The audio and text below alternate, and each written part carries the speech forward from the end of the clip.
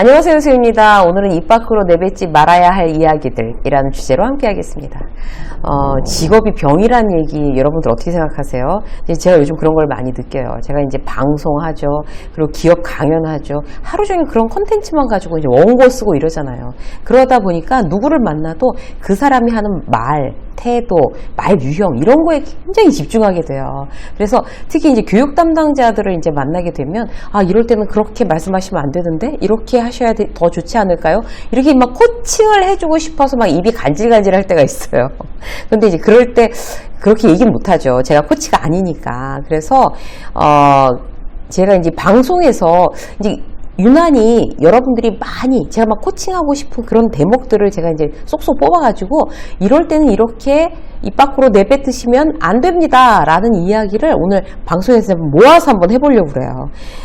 제가 이제 이제 항상 말씀드리는 거지만 우리가 인간관계에 있어서 어떤 특별한 의도를 가지고 그 사람하고 관계를 깨겠다고 작정해서 깨지는 게 아니거든요. 그냥 무심코 무슨 얘기만으로도 관계가 틀어지고 불리해지고 막 서먹서먹해지고 그럴 수 있어요. 나라는 사람이 신뢰를 잃을 수도 있어요.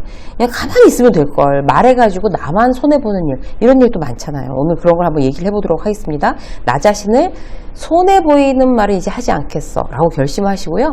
그러기 위해서 지켜야 될 원칙들 어떤 게 있을까요? 입 밖으로 내뱉으면 안 되는 얘기들. 첫 번째, 신뢰를 잃게 만드는 말이에요. 사람을 대할 때 가장 중요한 게 신뢰인데요. 그래야 이제 그 사람과의 관계가 유지가 되잖아요.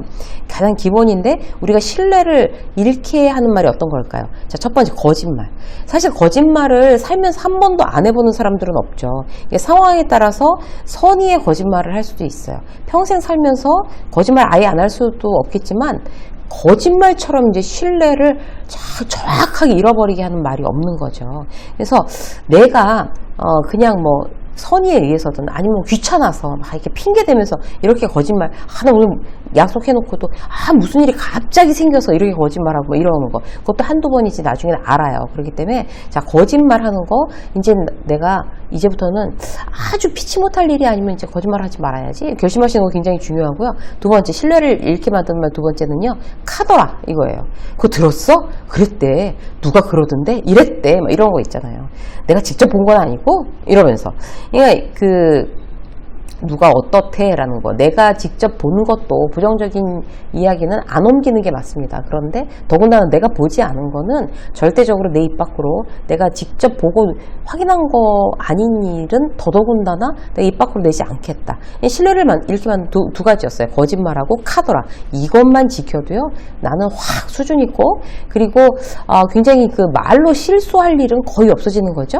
자, 두 번째, 입 밖으로 뱉어서는 안 되는 말. 두 번째, 공감 능력 없는 말이에요. 그러니까 첫 번째는 공감 능력 없는 말의 첫 번째는 맥락 없이 엉뚱한 말하고 엉뚱한 대답하는 거. 질문을 받았는데 내가 하고 싶은 얘기 하는 거예요. 이게 가장 대표적인 거예요. 그래서 예를 들어서 이제 이런 거예요. 팀장님, 오늘 오후 2시에 회의 확정할까요? 라고 아침에 물어봤어요. 김 대리가. 그런데 그럼 어떻게 하셔야 될까요, 여러분? 그럼 그것부터 대답을 해야 되는 게 이게 맞는 거죠. 그런데 그 얘기를 듣고 다음 주 워크숍 기획서 그거 다 됐어? 이렇게 물어보는 팀장, 굉장히 리더로서 말 못하는 거예요. 예의 없는 거죠, 리더로서. 그걸 아무렇지도 않게 생각하는 경우가 많아요. 왜? 후배들에 대해서 내가 말하는 거에 대해서 별로 긴장감이 없는 거예요. 그러니까 직급이 높아지면 높아질수록 계속 말이 망가지는 거예요. 특히 후배들한테 조심하십시오, 여러분. 맥락 없이 엉뚱한 말 하는 거. 그리고 집에 있는 아이들한테도. 그러니까 내가 지금 어떤 질문을 받으면 그 질문에 대해서 정확하게 대답해 주는 게 최우선. 그리고 나서 이제 그 사람을 얼굴을 봤으니까 내가 물어보고 싶은 게 떠오르잖아요. 그러면 일단 질문에 대한 대답부터 먼저 예의 바르게 해주고, 나이가 몇 살이든 간에 해주고, 그 다음에 내가 궁금한 거를 물어보는 거죠. 아이들이 와서 엄마, 아빠 뭐 이건 어떻게 되는 거야? 뭐 어땠어? 라고 뭐 나 이렇게 해도 돼? 라고 이제 물어봤으면 그거에 대해서 대답을 먼저 해주고, 근데 아이를 보자마자 중간고사 성적표 나오니까 너무 궁금한 거예요. 그러면 그 대답을 해주고 나서, 그래서 저기 엄마 궁금한 게 있는데 중간고사 성적표는 언제 나오는 거야? 이렇게 물어보셔야 되는 거죠. 그죠? 자, 그게 공감 능력 없는 말 첫 번째, 맥락 없는 엉뚱한 말, 엉뚱한 대답하면 안 되시고요. 두 번째는 내가 그럴 줄 알았어. 내가 그런다고 그랬지? 이렇게 얘기하는 거. 공감 능력 없는 말이 가장 대표적인 거예요. 사람 열받게 하는 말. 누구한테 이게 유익한 말일까요? 그러니까 뭐 아이들이 이제 본인이 막 열심히 하려다가 뭐가 잘 안 됐어요. 그러면 그 처음부터 내가 반대했던 일이에요. 그럼 어휴 내가 그럴 줄 알았다. 이게 사람 막 열질르는 얘기들 이런 거.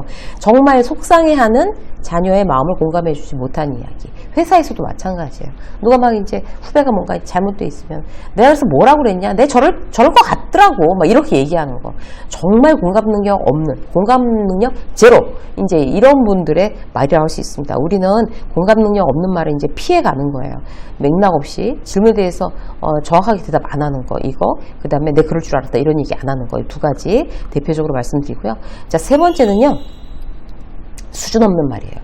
그러니까 말은 그 사람의 수준이잖아요. 근데 그 사람하고 10분만 같이 얘기를 해봐도 사실 그 사람의 수준이 다 파악이 되는 거예요. 남들한테 수준 없어 보이는 말버릇 몇 개만 주시면 돼요. 자, 첫 번째 어떤 거예요? 같은 말을 반복하는 거예요. 그러니까 그 얘기를 작년에도 하고 올 초에도 했는데 지난달에 또 하고 오늘 만났을 때 또 해. 그런 경우가 많은데 대표적인 사례가 왕년에 내가 이렇게 얘기하는 거예요. 이미 은퇴한 선배 중에 이제 두 가지 유형이 있어요. 예전 얘기를 전혀 안 하는 선배 있어요. 그리고 앞으로 지금 하고 있는 일을 언제까지 내가 할 거고 그 이후에는 이렇게 살 거야. 이런 얘기를 주로 하는 선배가 있어요. 실질적으로 제 주변에. 근데 또 그분과 동기인데 또 다른 분은 내가 누구를 키웠고 정말 그때 나 아니었으면 걔는 정말 그때 그렇게 지금까지 존재할 수도 없었고 막 이런 거 있잖아요. 그게 이제 결국 한 식탁에서 둘러앉아서 하는 선배들마다 다른 유형이라는 거죠. 누가 더 이제 막 왕년에 내가 이랬고 저랬고 나 잘 나가던 시절에는 그야말로 이랬고 이렇게 얘기하는 선배와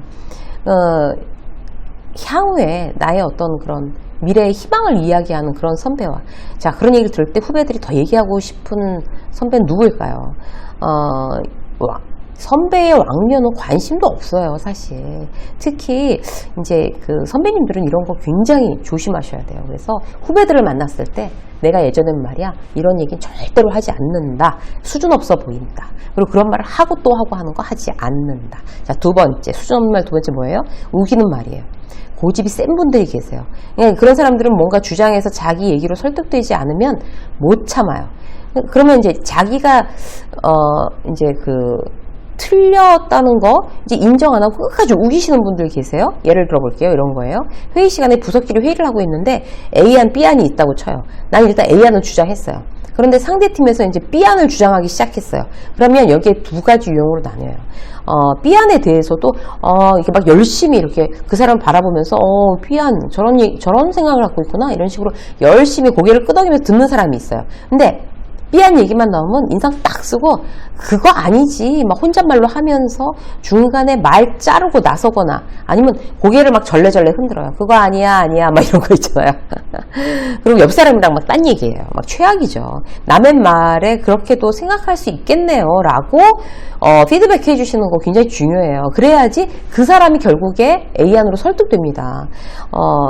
이제 그렇게 생각할 수도 있겠네요. 이렇게 하고. 그런데 제가 주장하고 싶은 거는 다시 한번 정확하게 말씀드리면 이런 겁니다. 이렇게 얘기하는 사람은 남들을 설득할 수 있어요. 그런데 그 얘기 듣자마자 그건 아니죠 라고 얘기하면 상대는 이미 적으로 돌았습니다. 자, 세 번째. 비속어, 욕 이런 거예요. 그러니까 나이가 어리거나 많거나 욕이나 비속어를 쓰면 딱 그만큼 내 인격이 깎입니다. 지난번에 이제 이렇게 후배들하고 이렇게 만났는데 한 후배한테 누군가 지인이 전화를 했나 봐요. 근데 막 전화기 바깥으로 막 다 뚫고 나오겠어. 막 소리가 크게 나오는 거 있잖아요. 근데 말끝마다 비속어를 추임새처럼 쓰면서 막 웃으면서 그 안에 이제 수화기 안에서 이제 어떤 제 후배의 지인이 얘기를 하고 있더라고요. 그래서 제가 딱 그걸 듣고 나서, 내가 들으려고 그런 게 아니라 다 들었는데 너무 당황스럽다. 그랬더니 후배가, 요즘 애들 다 이래요. 이러면서 웃는 거예요. 근데 그렇지 않아요, 여러분. 그거를 그렇게 비속어나 이런 거를 막 추임새처럼 쓰는 거를 일반화시키면 곤란합니다. 그래서 나는 욕하거나 비속어를 쓰지 않는 것에서 내 말과 태도의 성장의 어떤 그런 출발선이라고 생각을 하셔야 돼요. 그래서 혹시라도 내가 막 이렇게 가까운 동료나 친구들이랑 있으면 막 이제 그 취임새처럼 욕이나 부속어를 쓰나? 이거 확인하셔갖고 쓰고 있다 그러면 완전히 내 말버릇에 있어서 없앤다. 왜? 그게 결국 내 수준이니까. 수준 없는 말은 결국에 입 밖으로 내뱉어야 나한테 좋을 일이 아무것도 없다라는 거를 우리가 다시 한번 생각해 보는 거. 내 말이 나의 수준이고 나의 태도고 나라는 사람을 증명하는 겁니다. 그래서 우리가 말하기에 있어서 자, 금해야 될 말, 오늘 3가지 말씀드렸는데 내가 혹시 교집합으로 이렇게 되는 게 있다면 이제 걷어내는 그런 이제 여러분들이 성장하는 말하기를 하셨으면 좋겠어요. 유세민 시장수 오늘 여기까지 하겠습니다. 고맙습니다.